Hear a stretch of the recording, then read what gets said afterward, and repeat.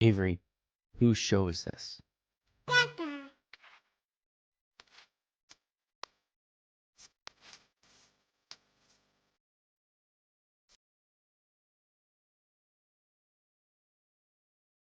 And we're live. Welcome, everybody, here to the Lakers Lounge podcast. I'm Anthony Irwin, Senior Lakers Insider, as well as their lead Lakers content creator at Offside, as well as your host here on this fine Friday afternoon.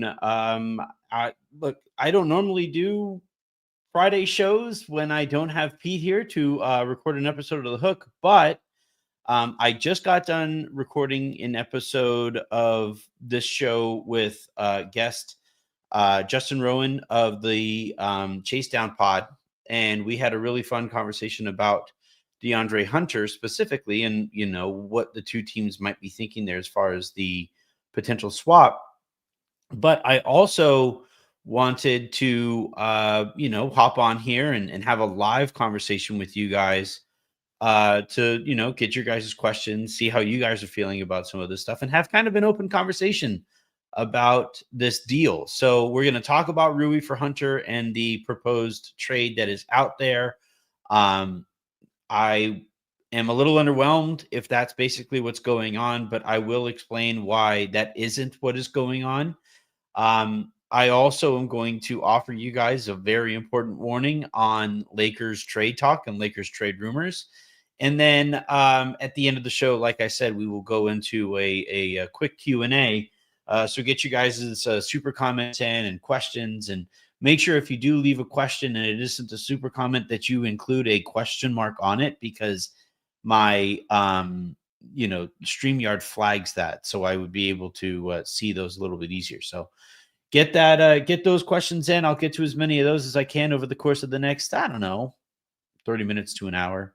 And we will go about our Fridays. So without any further ado, let's dive on in. After a quick reminder to hit that like button, hit that share button if you guys want to do that, hit that subscribe button and turn on those notifications, especially this time of year, as we continue to kind of grow and head in the right directions, and hopefully be able to talk about some Lakers activity this over the next week or so. And then as far as the podcast, I am going to obviously take all of the audio from today, whip it up, throw it back out there. So make sure you guys are subscribed to the show in that form if that's how you're taking this in. Anywhere that you subscribe is fine with me, preferably Odyssey, but anywhere works. But let's go ahead and dive on. All right, so the reports. Now look, it's the Chris Fedor of The Athletic, is being aggregated currently for talking about this trade. I've been talking about this trade all week. It is not exactly a difficult secret to unearth in league circles. The Lakers have been shopping Rui Hachimura for a few reasons. One, I think he still would like to start. And it's pretty apparent that while Luka is there, that fit just isn't very good for him to start. And especially if LeBron is there. So you have that going on. There's also some concern internally from the Lakers about paying Luka after this season. He's like in that weird spot where he's not quite good enough to where the Lakers would have comfortably entered extension talks that would have landed Rui the kind of contract he is probably looking for. But he's also probably too good to just let walk away and in free agency and not feel all that bad about. So because of that awkward kind of situation, the Lakers are kind of fielding offers and seeing what his value might be like. They've floated Rui to the Brooklyn Nets in a potential Michael Porter Jr. trade, I'm told. They have talked to Miami again about Wiggins and floated Rui in that kind of a deal as well. Obviously, Rui would be going to New Orleans if they could get one of their wings. So, and then now you have this report about Rui potentially going to Cleveland for DeAndre Hunter. And what the Lakers have basically been doing is seeing like, all right, what caliber of wing can we get if we include our first round pick what caliber can we get if we don't include that first round pick? I think that's why we're kind of talking about DeAndre Hunter now. And then, they're gonna take this thing probably right up until the deadline.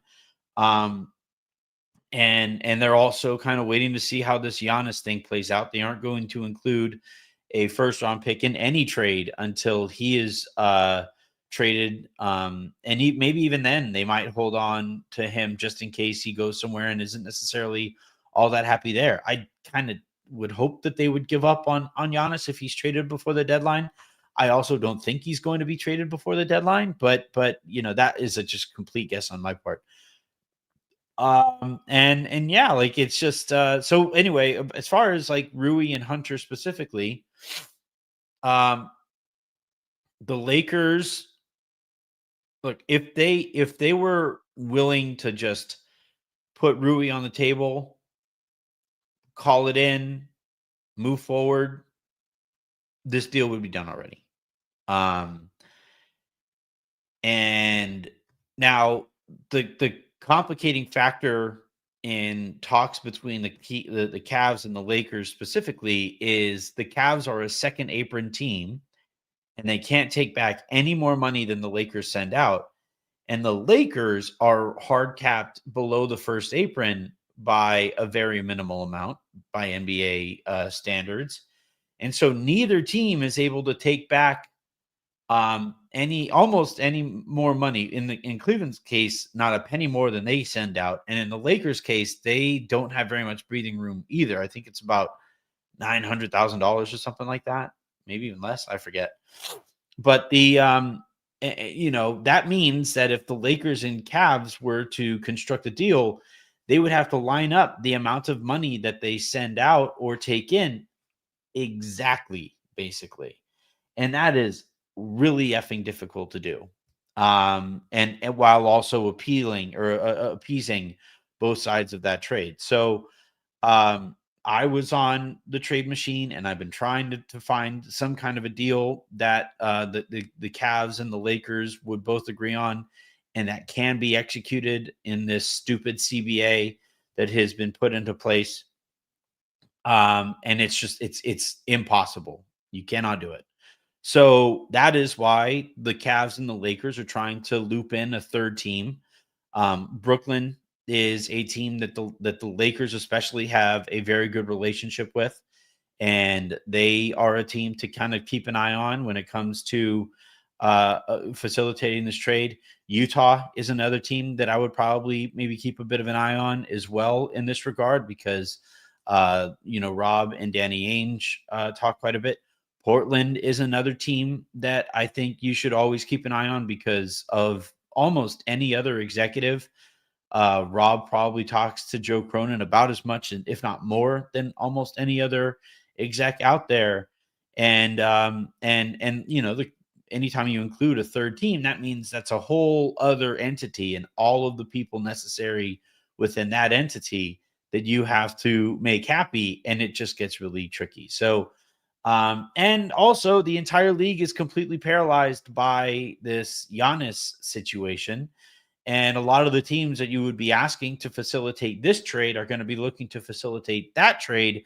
And they're going to be kind of holding on to any of the chips that they would throw into that deal because, a team is going to be a lot more desperate to acquire Giannis Antetokounmpo than they will be to acquire DeAndre Hunter. So, and so you could probably, if you're a team that would facilitate a type of any kind of trade as a third or however many team, you're waiting for the Giannis trade to go through because you're probably going to get more bang for your buck if you facilitate that trade than if you facilitate any kind of smaller scale trade. So, the other thing too is, I think the Lakers would like to, if they are going to acquire Hunter, I think I know this. They would even non-realistically speaking, they would prefer to acquire Hunter while only sending out Gabe and Maxey and Dalton. But the Cavs aren't going to be interested in that kind of a package if it doesn't include any other draft assets because Hunter is still a useful player. And yes, they're kind of desperate to move under the second apron as soon as they can, but they are having too good of a season, as Justin and I kind of talk about in the pod here in a bit, that'll be live after this airs. Uh, the Cavs are having too good of a season to become outright sellers. So, sellers usually dwell in sellers, and in this case, the Cavs are right there in the Eastern playoff mix. It's a wide open East. It's maybe even more wide open now that there's word that Jason Tatum might be holding off on returning this season. So yeah, there's a lot of factors at play here. And I anticipate that if this trade does actually go through, it one um will look very differently than as we kind of see it right now. I know there would have to be more teams and players and assets involved. And two, it probably isn't going to happen until closer, if not right up to the deadline, because so many teams are waiting on so many other things. So that's kind of the overall spiel um, on where things kind of stand right now. That's my read on that situation. Now, to those who were kind of freaking out, and trust me, I see you guys in our Discord. That can't be it. That can't be it. That's an awful trade. That can't be what they're looking to do. Um, I I totally understand that sentiment and share it, to be completely honest. I think it would be pretty disappointing to trade a near starting caliber wing, get back basically a player of similar caliber with an extra year on that player's contract and not get any additional value back. And so like just in that regard, I know that's probably a little too simple a read on it, but that's where I think most people are kind of saying, come on, really? We were talking about Rui for Andrew Wiggins, who's a better player than both of these guys. We were talking about Rui for any of the Pelicans guys, and there was the report just recently that if the Lakers trade Rui, it would only be for a player who is quite a bit better than him and a clear upgrade at his position for somebody who would maybe even start. And that's not DeAndre Hunter. That hasn't been DeAndre Hunter this season. Now you could look back on last year and the run up to the time, up until he became a Cav and shortly thereafter. And you could say, okay, yeah, that DeAndre Hunter, that's a different conversation, but that isn't who he's been this year. Now there are some, factors at play there that Justin and I talk about. And you guys will be able to get to that podcast here or that episode here in a little bit. But overall, like I share your guys' opinion that this would be kind of a bummer trade. So uh, I understand where that sentiment is coming from. Now, here's the warning that I would send to everybody, and this is where I'm throwing dirt on myself and my own industry as a newsbreaker reporter person, right? Um, Normally, these trades that we hear this much about don't happen. Free agent signings, that's a little different, right? Like back during the summer, I correctly predicted, yeah, Marcus Smart is, probably going to get bought out, probably going to be a Laker. The Ayton thing, I heard kind of initially that, yeah, no, he's not quite their type, and it was like, nope, actually, they're willing to let Dorian Finney-Smith walk so that they can bring in Ayton. And so those situations are a little easier to read. Chris Middleton is another guy that if he gets bought out, I'm going to be kind of looking at as a possibility, right? Trades are different. Trades involve like somebody loses a trade, and because of that, like hammering down these details, especially from the Lakers, who are now, I would go so far as to characterize as paranoid when it comes to leaks. Like it's harder to hammer down some of these details. So when I see a trade, like this is the old blogger in me, When I see a trade that is this public, a negotiation that is this public, and details that are this far out there, I'm always going to be inherently skeptical of like, are we sure? And the example of this, what I would kind of point back to is the DeJounte Murray trade from a couple of years ago, where, that was a very easy situation to report on because by the time a lot of those details were made public, that deal had already, like both teams had already basically moved on. So it was very easy actually to report, yeah, that trade isn't happening. In this case, there's a lot of information out there. There's a lot of details out there. And there's like, almost the full framework of the deal that I saw Chris Fedor put together. I hope I'm saying your name correctly, Chris. I'm sorry. We've never spoken. But like the when I hear like there's a full on framework of it, that signals to me, and especially with it being kind of slanted in Cleveland's and Fedor is from Cleveland, um, covers the Cavs in the NBA at large, but like is kind of sort of focused on the Cavs for the Athletic. Um, when I hear a Cavs reporter talking about a deal that the Cavs are looking to make with the Lakers, and that deal is so kind of clearly slanted in the Cavs' favor, it does make me say, like, all right, when's the Lakers side of this coming out? And um, I from what I've heard, it's kind of like just calm, chill, calmate way, like just kind of hang tight and we'll see where all this falls in the conversations that I've had to this point. But yeah, I understand some of the frustration and consternation at this being the framework. I just don't think that this is going to be the framework. I don't have a ton of faith in Rob Pelinka as an executive, but I do think he would be better than this deal. And if he does make a trade, the one thing that Rob always looks for is like if he's going to make a trade, he is looking to win it by a lot.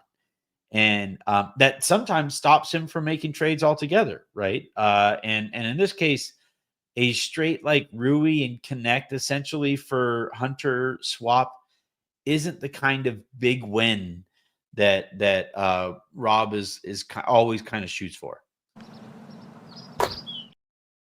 All right, let's go ahead and answer some of your guys' questions. I'm sure you guys have a lot of it. I mean, we'll talk over the course of the show also about like the basketball fit and why I think some of it makes some sense. But we'll go ahead and I agree with Brian here. Smash that like button, please hit that like button. That helps us out quite a bit. Hey Anthony, they have been talks since this morning. I think yes, we would want him better defense, average, more athletic, and more years of control.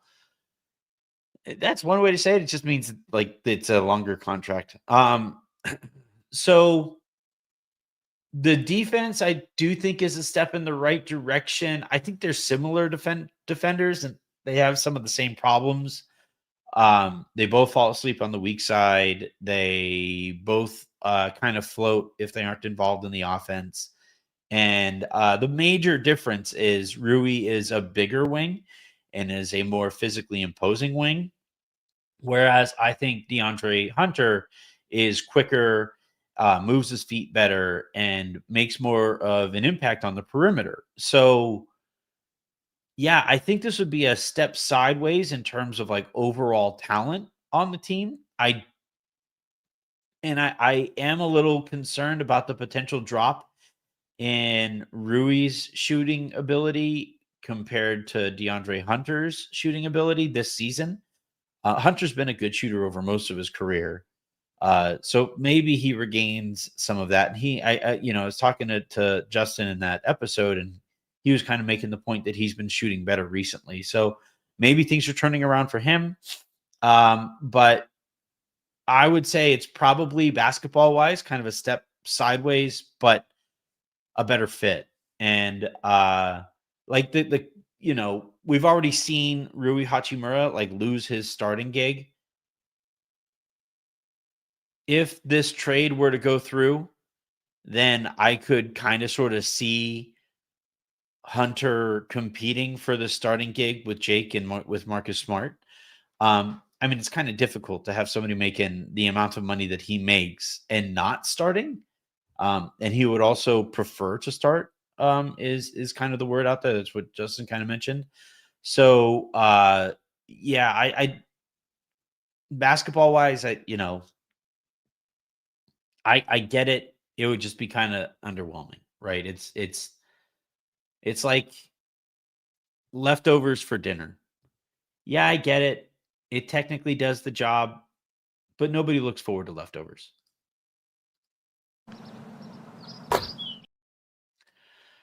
The next question that I see here is Mark 7987.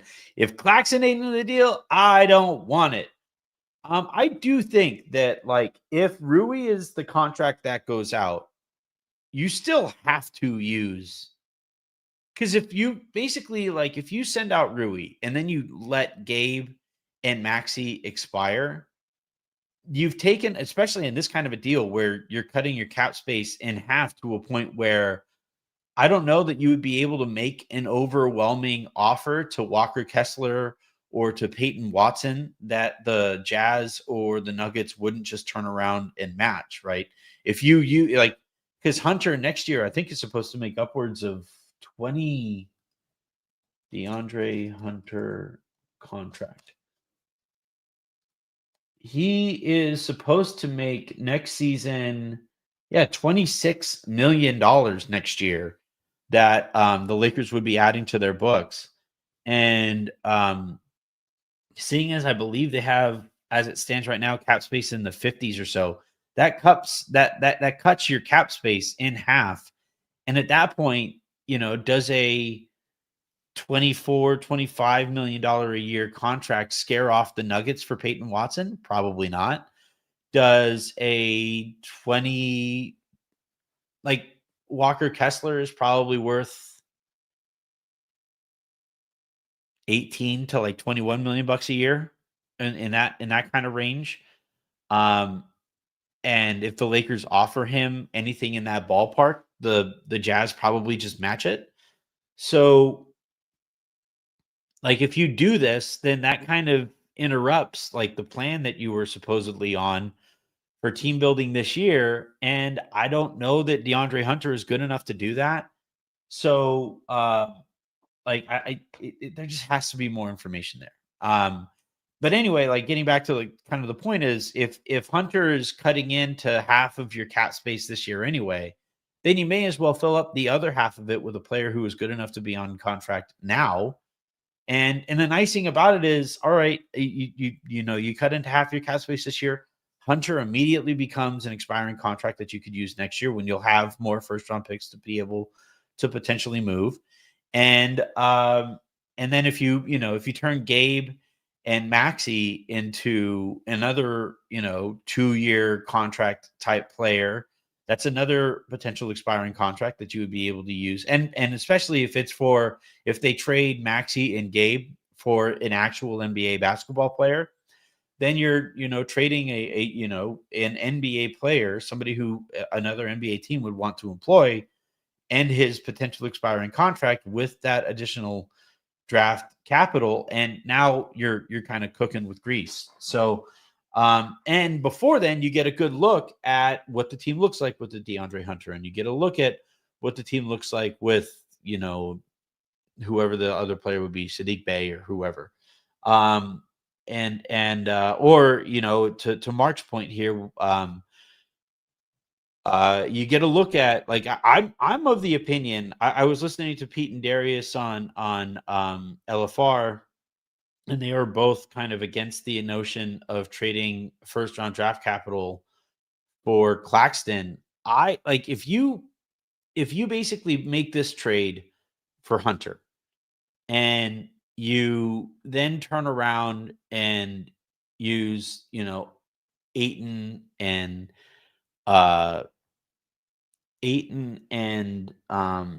Maxi and Gabe and whatever, draft capital it would cost. The Nets, I'm kind of told, are asking for a first rounder for Claxton. If you could turn around and pull that off, now all of a sudden you go from a slow, bad defensive starting five to, now you have Hunter in there as your starting small forward. You have, and your point of attack defender.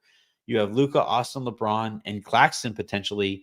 That's a lot more mobile a team. That's a switchy team that, that kind of, I think, fits a little bit better into JJ Redick's, preferred identity. You still have Jackson Hayes as your backup. You still have Drew Timme as your backup. So your center depth is still addressed. Maybe you also, or even if it isn't Claxton, like the name that's apparently making the rounds again, like it's not a trade deadline until we see Day'Ron Sharpe linked to the Lakers. Maybe this is the year that they finally do it. I believe in Sharpe quite a bit. But every year we have this same conversation again. But yeah, like if you send Rui in this trade and you bring back basically a Rui replacement, a 1-for-1 Rui replacement, you didn't actually improve. You're different. And that I think the Lakers should look to improve this trade deadline.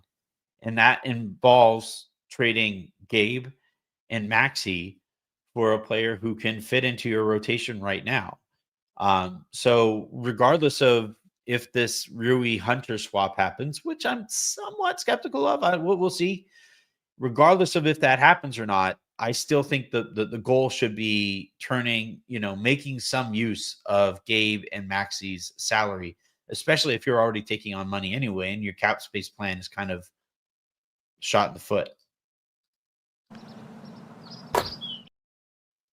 All right. Let's see.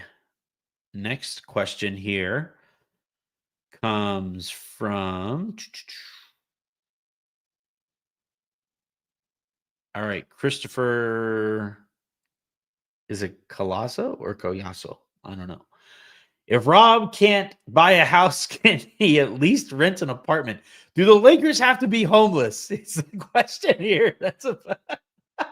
I think that's kind of what they're looking to do, to be completely honest. Look, not every single, right? Because I guess the Sixers aren't as interested, and the Spurs and the Thunder aren't as interested. So, and I guess Houston isn't all that interested in trading for Giannis. But still, a good third to half of the league is looking at the big mansion on the hill. That's their goal right now. Can I move myself and my family into that mansion? And only one family is going to be able to move into that mansion, whether that happens now or this summer. Now, I have always been of the opinion that I think a Giannis trade happens in the summer, because any of the trade packages that the teams that are vying for Giannis now, any of their offers are probably still going to be there this summer. And there's going to be more competition with more teams trying to, or even able to trade for Giannis, which should improve those offers. So if you're Milwaukee, and unless Giannis and based on Shams's hilariously ambiguous phrasing, it still sounds like Giannis doesn't want to outright demand a trade.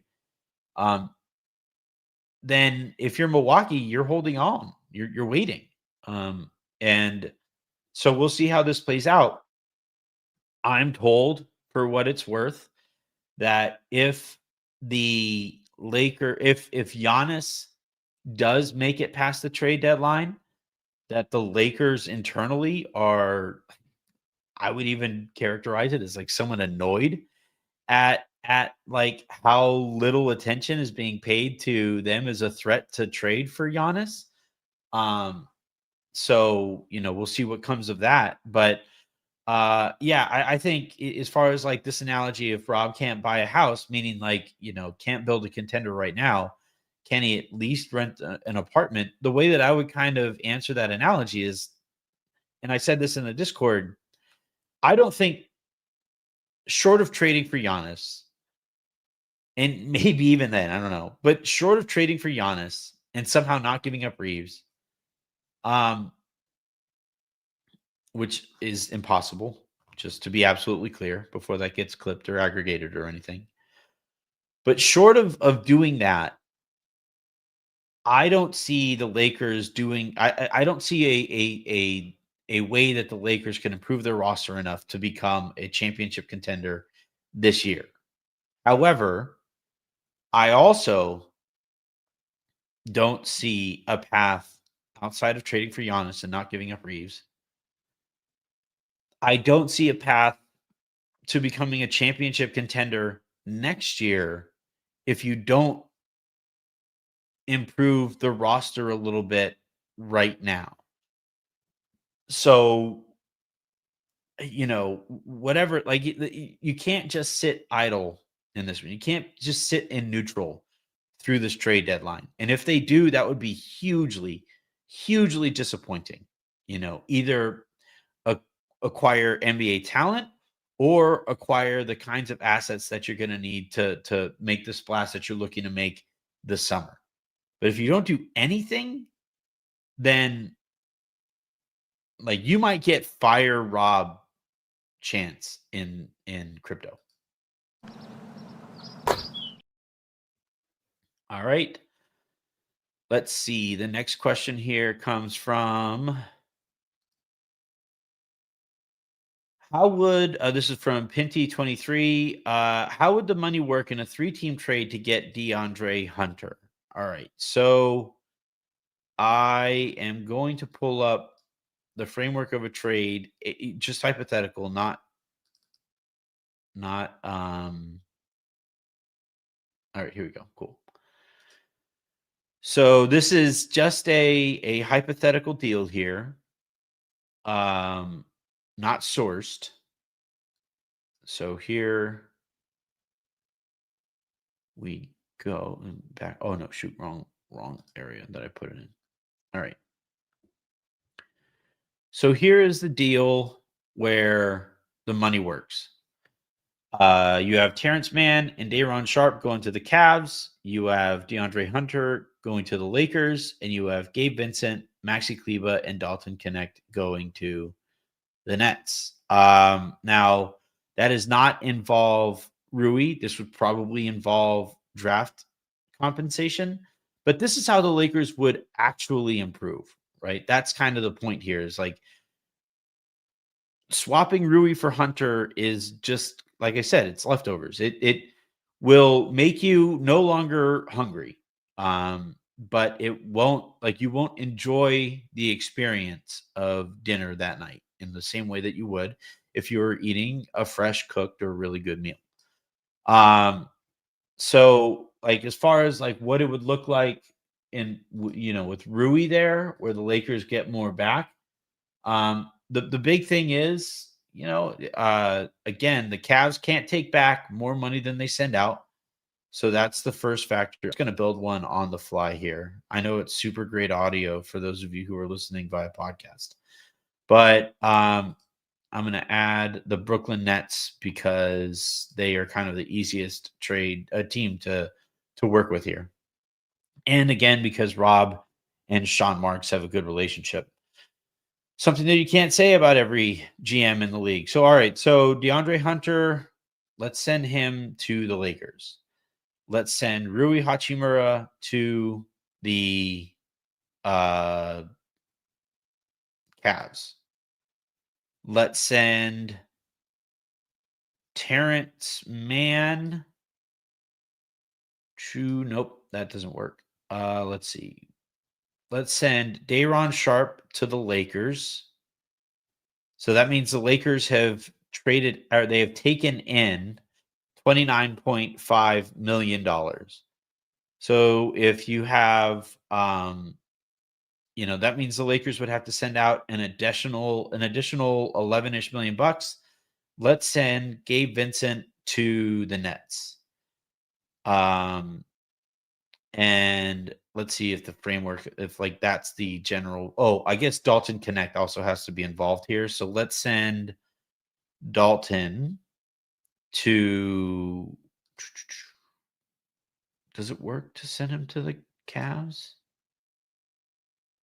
Outgoing, yes, it does. And outgoing, the Lakers would then have to take in like another smallish contract. So let's do the Highsmith thing. And let's see where that gets us. Failed. Why does it fail? The Lakers are over the allowable incoming amount by 1.4 million. So remove 1.6 million. All right, let's go do this. Adjust the trade. 1.6 mil. That's 1.2. We could trade Bronny. Yeah, that's tricky. If you send out Maxey to the Nets and you send back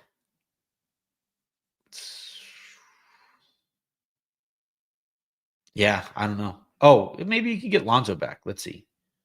Can that? No, that doesn't work either. Because then you have to. Well, I guess if you nope, because the Cavs can't take back more money. So yeah, the framework on the framework on that would be really difficult. And you could do Zaire. Like I saw Zaire. I just don't know how valuable, like how much the Nets value Zaire Williams. Let's send him to the Lakers though, just for shits and giggles. The Lakers sent out 4 players and they are bringing back 4 players. So let's see where that leaves us. All right, Zaire Williams would work. So in this case, you have Rui and Dalton Connect going to the Cavs. You have the Lakers landing DeAndre Hunter, Zaire Williams, Daron Sharp, and Haywood Highsmith. And then you have Gabe Vincent and Maxi Kleba going to the Nets. If this was what the trade was, and I'll go ahead and I should screen grab it and put it up on the screen. If this was the deal that we eventually landed on, I think the Lakers would probably have to send out some draft compensation, probably send something to the Nets because they really value Daron Sharp. So yeah, so there you go. So that's what the final trade would eventually look like. You have Rui and Dalton going to Cavs. You have the Lakers getting Hunter, Williams, Sharp, and Highsmith. Highsmith hasn't played yet this year, so that's kind of a interesting spot. And then the Nets get Gabe Vincent and Maxi Kleba. I think if you're getting Williams and Sharp, you're probably talking about a pick swap. The Cavs might send, like, just for the sake of greasing the wheels here, maybe the Cavs send a second rounder to the Nets, like kind of for the Lakers, But yeah, it's tricky. And it's like I said at the top of the show, anytime you involve a third team, now all of a sudden those guys have to feel happy about the way that the trade plays out. And that gets difficult. So let's go to more of your guys' questions, and then we will. Oh, we have a super comment, which means we get to play the most important sound on the show. Always. R. Jones, LAL. If Giannis is dealt, does LAL target? Do the Lakers target Miles Turner? Well, Miles Turner, I'd have to look, but has he been very good this year? Because like the Bucks have been pretty frustrating. I don't think he's been like anything close to what they were hoping to get. It turns out he really misses Tyrese Halliburton. So, yeah, he's averaging 13 points a game, shooting only 43.5% from the field, shooting 39% from 3-point range on almost 6 attempts. Like, that's pretty good.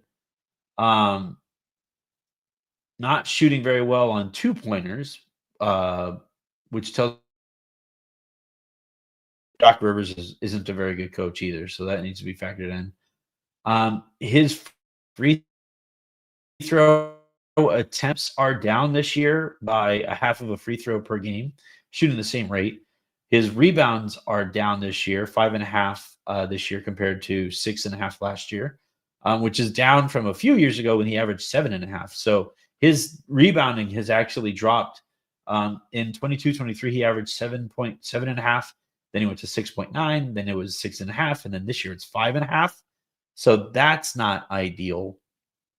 Blocks are down this year from 2 a game to 1.7 a game. So yeah, I just I don't know that the Lakers would really, and his contract is kind of cumbersome too, right? Miles Turner contract. He signed a new one to go to, yeah, with the Bucks. He has a 4-year deal.